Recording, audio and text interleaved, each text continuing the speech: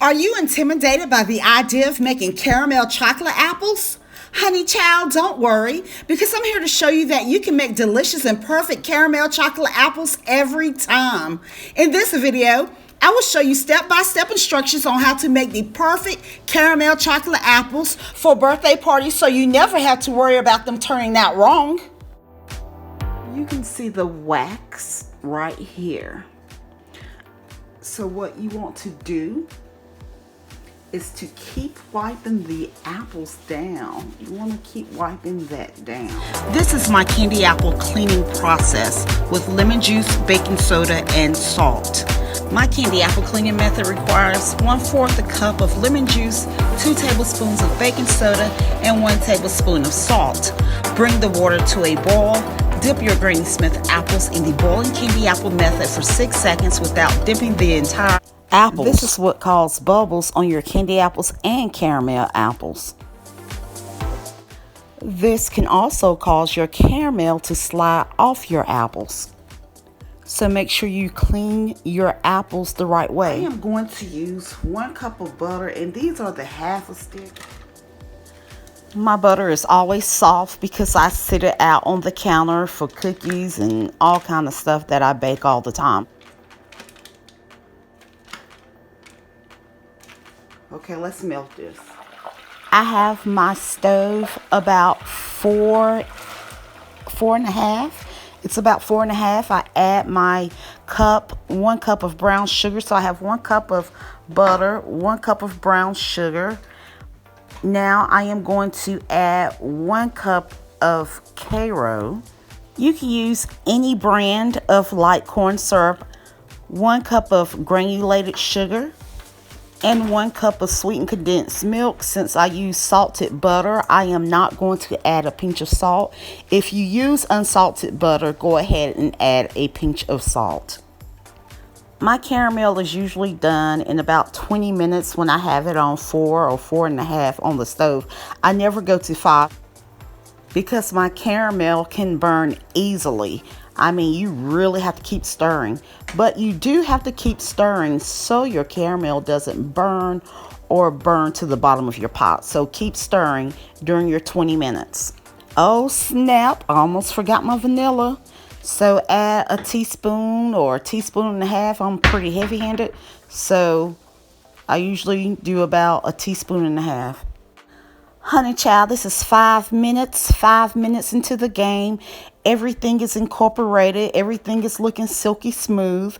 But of course, it's not ready yet. Not in 5 minutes. Okay, so this is 10 minutes. In 10 minutes, it should start looking like if you're cooking gravy.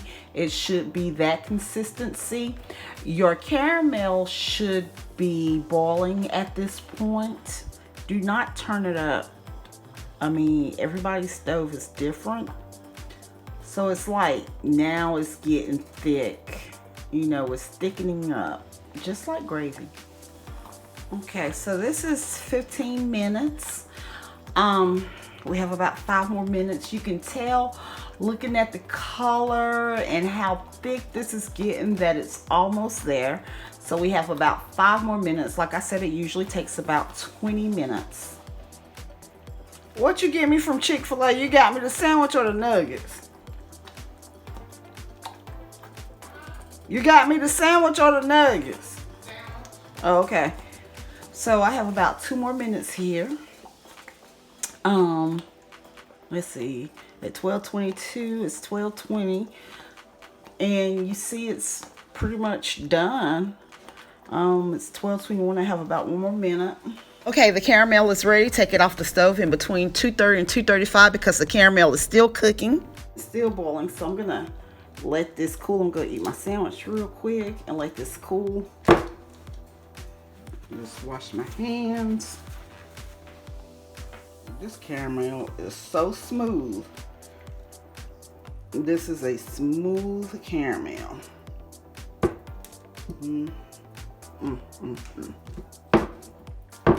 It's smooth now. Tilt your pot.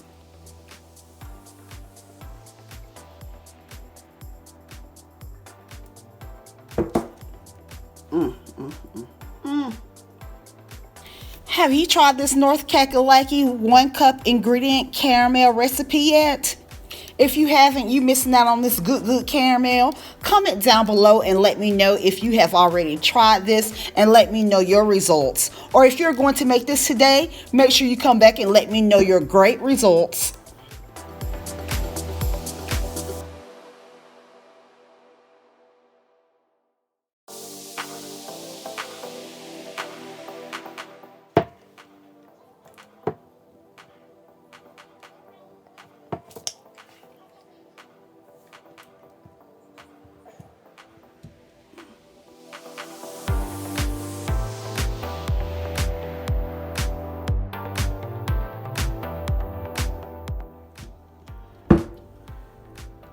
Tilt your pot and see how far you can go down in the pot.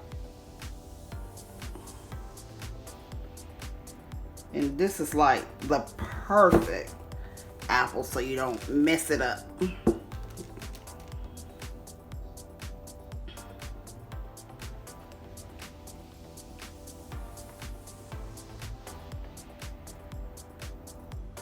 The bottom of the apple.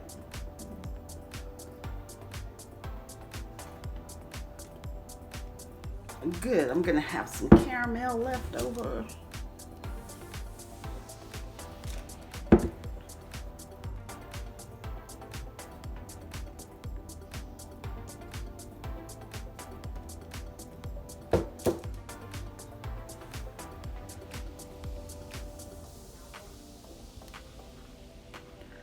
Okay, I'm gonna let these firm up. They're probably already firmed up.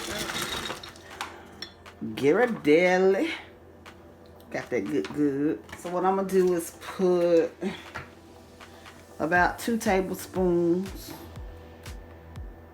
of vegetable oil. Because most people don't have Paramount crystals. I'm just gonna stir this and put it in the microwave and coating it with the vegetable oil. And I am going to put this in 30 seconds. Okay. I'm gonna stir this.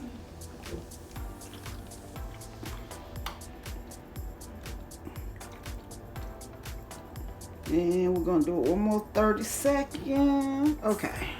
So let's get this stirred up. Ooh. Child, you gotta have plenty of paper towels. You need plenty of paper towels. Don't let this stop you. Back to the grind. Ooh, this is so silky smooth. You want this to be silky. And you got that North Kakalaki caramel. You want that chocolate to flow, boo. This smooth. You want to like that. So I'm going to let this cool down and get thick. Like me. So sexy. Honey child. Oh, I forgot to add my color. Rose color.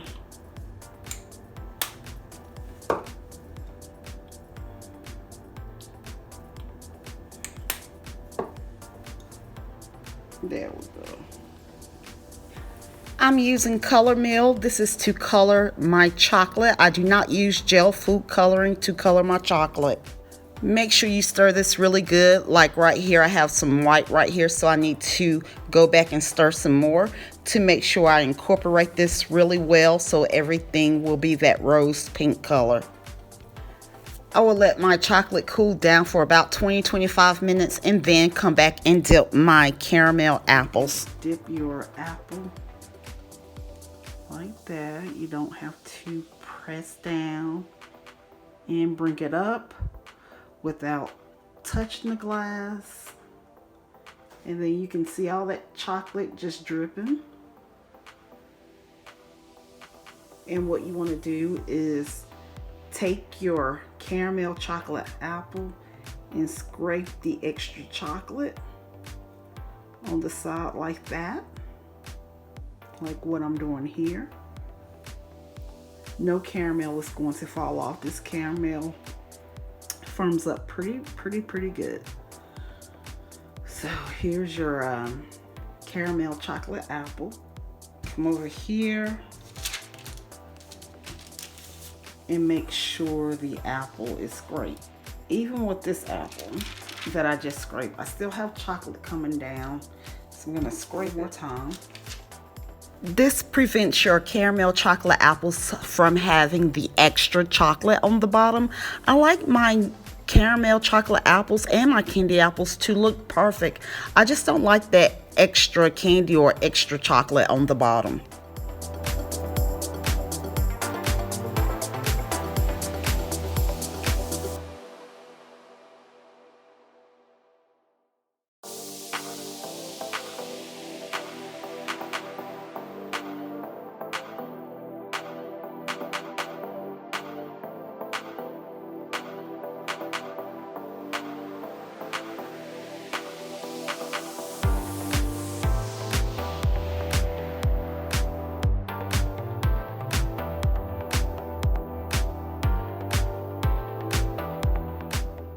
With the leftover chocolate, I'll just pour it here in a Ziploc sandwich bag. So I'm gonna cut a tiny little piece. Very tiny. I'm gonna take my apple, go back and forth like this. I am sprinkling over my sugar pearls while my chocolate lines are still wet. This product and the silicone molds that I use in this video are down in the description box below.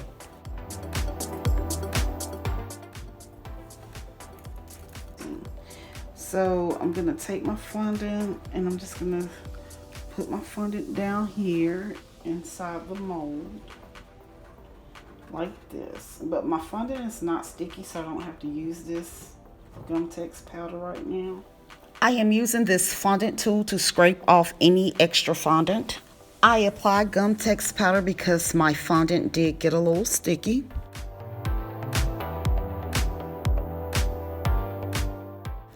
I am applying a tiny amount of chocolate on the back of the fondant piece to apply on my caramel chocolate apple. I repeat the same process for the number 5.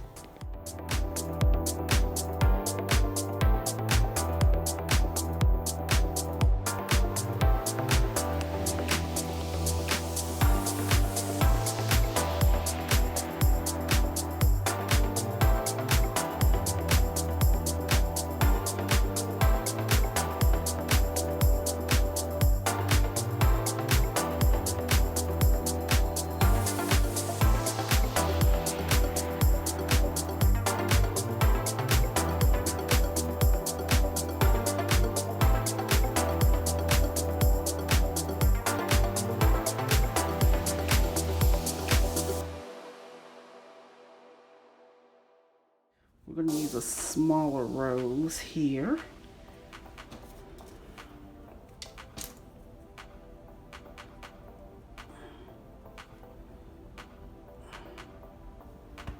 Yeah, that's perfect. And I'm going to put it right here on the number 5. I use chocolate to apply on the fondant. I want to jazz these chocolate caramel apples up by applying this silicone mold by using this part, the rope part of this silicone mold.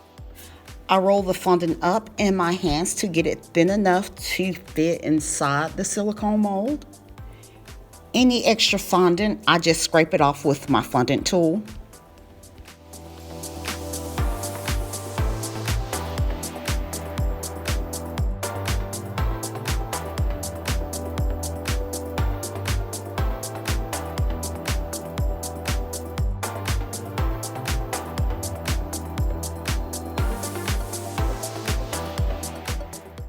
I'm using this Gum-Tex powder to dry out the fondant. The fondant is a little sticky, and now I am going to pop it out and apply it on my caramel chocolate apple.